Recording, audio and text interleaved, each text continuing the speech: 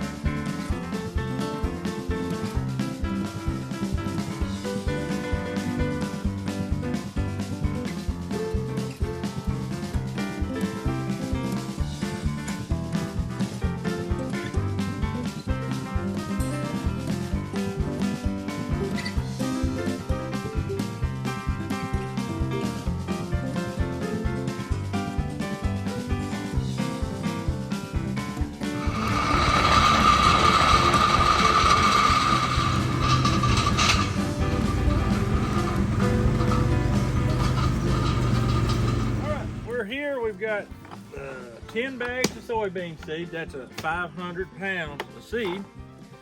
I've got my solo spreader. My boy Matthew brought the four-wheeler. So we're fixing to get with it. Behind the four-wheeler is the Cultipacker.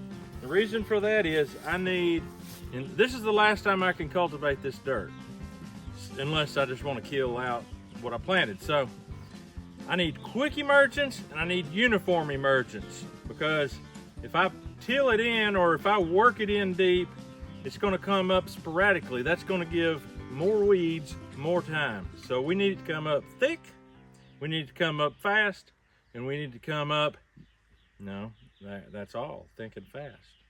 Okay, thick and fast. This 500 pound of seed is fixing to wear me out. I'm gonna get out here and get with it. I really like the Solo brand seed spreader. And I had a comment on my Solo brand video not too long ago. Guy said it was the best one he ever used. I don't like leading people astray, but I like it. I like it a lot. So let's fill this baby up and get to work.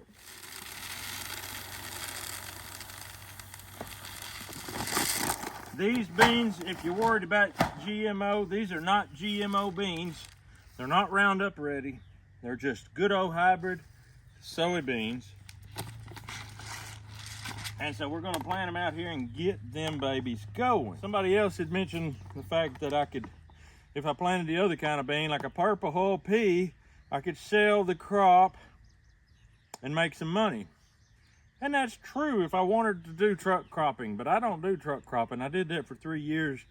I didn't enjoy it very much at all. And the truth of the matter is, I'm growing this for the soil.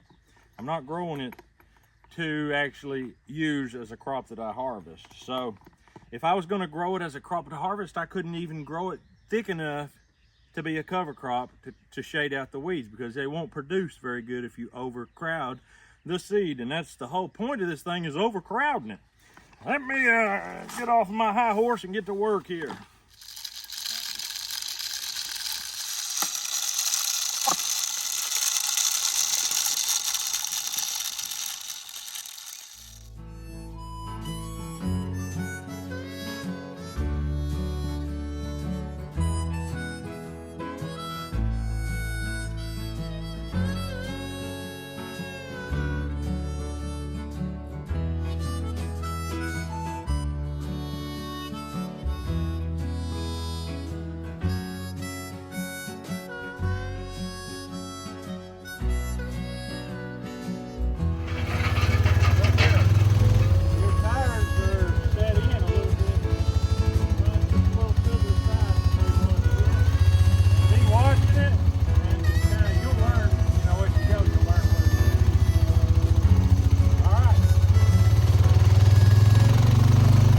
This here's my Cultipacker. It's going to pack the seed down into that dirt, get really good dirt seed contact. They call it seed soil contact. And so he's going to stay about this far off of the corn, because we don't want to pack it against the corn. Keep it loose around the corn. But anyway, that's what it's for. It's going to create quick emergence. It's going to allow uniform emergence, and it's going to help get these weeds out. A lot of people ask me, how many pounds per acre do you put out? I don't know. And then I have people say, oh, you put out way too much. They've said about clover, you put out way too much, you don't need to put out that much. And the question is, too much for what? Because our whole purpose is cover it over, mulch the weeds out as much as possible, and grow every single plant you can in that area to pump that nitrogen in that soil. So I think that people, they misconstrue, they don't know why we even do what we do, I guess. But we can't worry about them. We got to get to work. We got things to do. People ask me how many pounds per acre, and I'll just show you. I put it on about this thick right here. This here is what works good for me.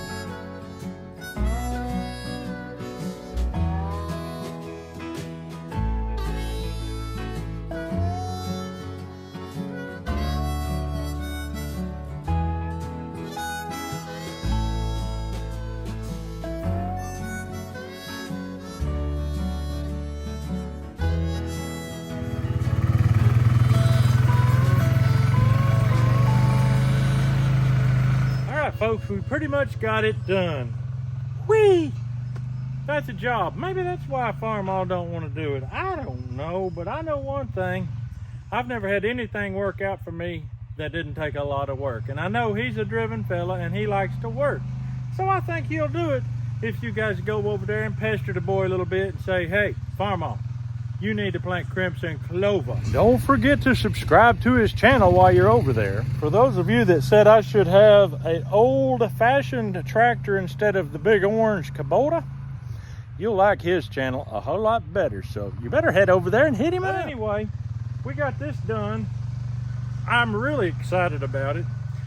For those of you that think the boys work hard, yes, you're right, they do. Matter of fact, he wanted to do this so bad he had to fight his other brothers off because there's only one seat on this thing. Are you still glad you came to do it, or you wish you'd let your brother do it? I'm still glad I came. And truth of the matter is, yes, my boys are hard workers. I had a fellow recently give me a really hard time about how hard my boys work. And I said, listen, dude, why do you think my boys are going to turn out any different than me? Your boys ain't going to turn out like me either. So maybe I would have a problem with you if your boys are lazy. Huh? It don't seem to work that way all the way around. I don't know. I'm happy with my boys. You could be happy with yours. I'm going to be giving you some updates on this exact field. This is the only field that I'm doing this in. We're going to come back and we're going to see the emergence. We're going to see how good it came up overall. And we're going to watch some amazing things. If you look right up there, you can see the deer hunting blind where we like to hunt deer. Every one of my boys got a deer out of that last year, including Caleb. So man, they're happy, happy, happy. But this here is looking mighty good the way he's got this pack. Matthew did a fine job. Fine job. But that's all we've got for you today. We hope you have a great day. We'll see you on the next video.